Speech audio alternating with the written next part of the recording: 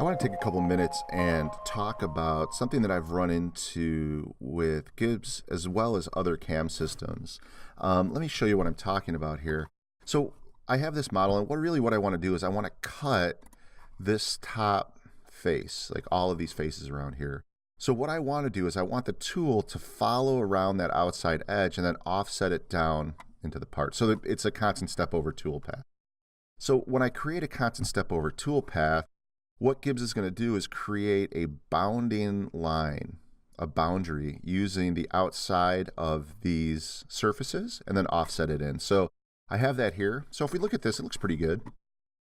You can say, it's a constant step over. I have all the settings and stuff like that. So if I just look at this, it looks okay. Now the problem is if I zoom in and really look at this toolpath, I end up with all these little jagged lines, right? There's not smooth curves or smooth lines.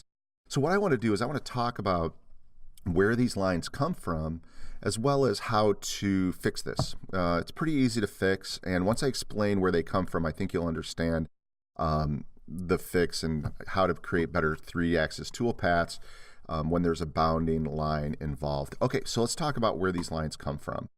So Gibbs, as well as just about every other CAM system on the market, what they do is when you say do it or create toolpath, what it does is it takes that surface and turns it into a bunch of flat triangles. All right, so it looks something like this. So we can see that it takes that surface, turns it into these triangles. Basically, it turns it into an STL model. And what it's going to do is take that bounding curve and project it down onto these near vertical surfaces. And really, that's the issue here, is it's these surfaces, this flat surface and this tangent point, it's not vertical, it's near vertical. So we get these triangles that are kind of on this angle.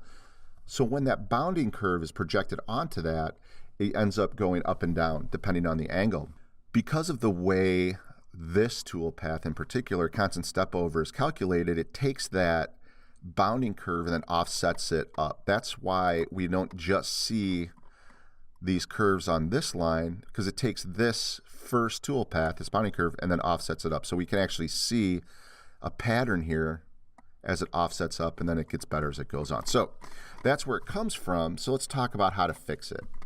So what I did to fix this is I created a planar surface for Gibbs to be able to project the bounding curve onto. Now, when I say that, what we do is we select that planar surface as well as the surface I want to cut.